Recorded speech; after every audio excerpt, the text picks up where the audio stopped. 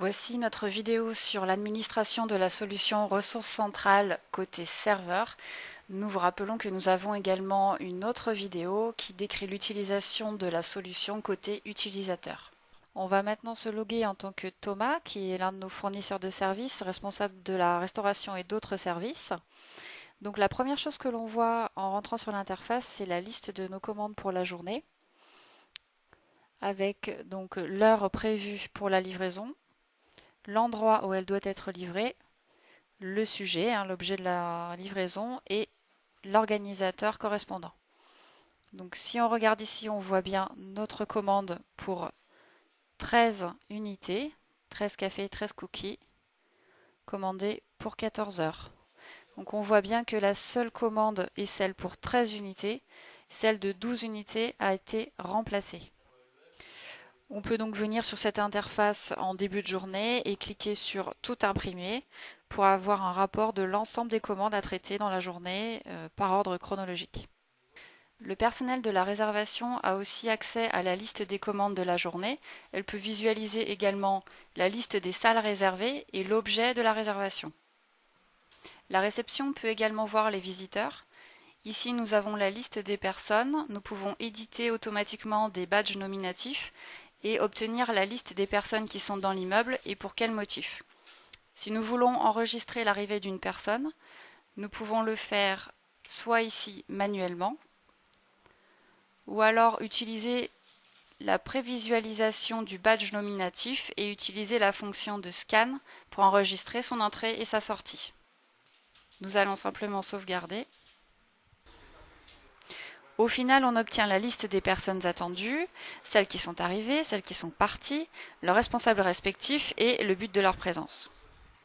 Ressources centrales propose 7 types de rapports standards avec la liste des commandes de restauration, la liste des visiteurs, la liste des réunions et l'utilisation des ressources.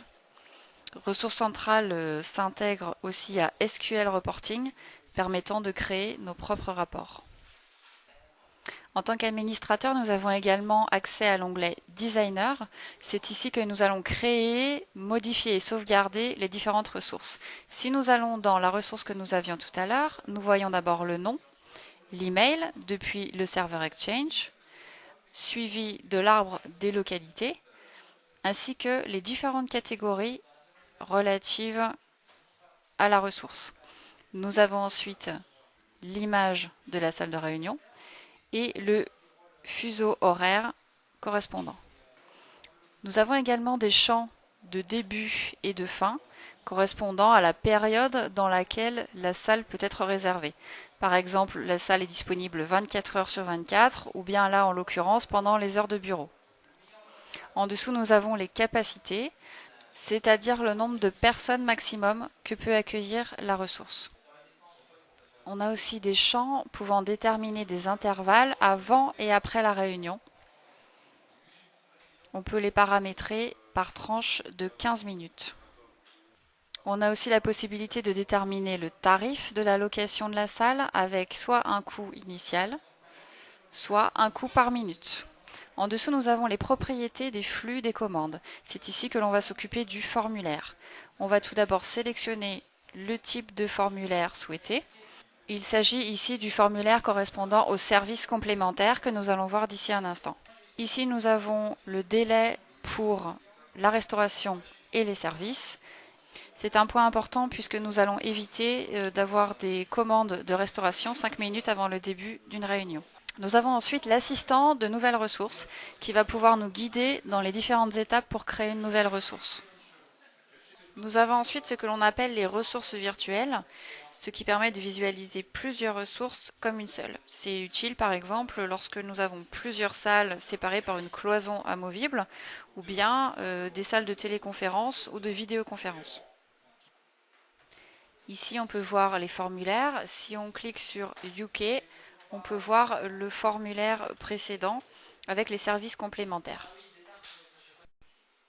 Ici, on a un simple éditeur HTML où on peut modifier le formulaire, mais on peut également créer ou modifier le formulaire avec un autre éditeur et importer ensuite le code source.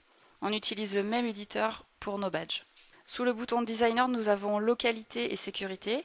C'est ici que l'on va paramétrer les données des fournisseurs de services, localité, login, mot de passe, rôle et responsabilité.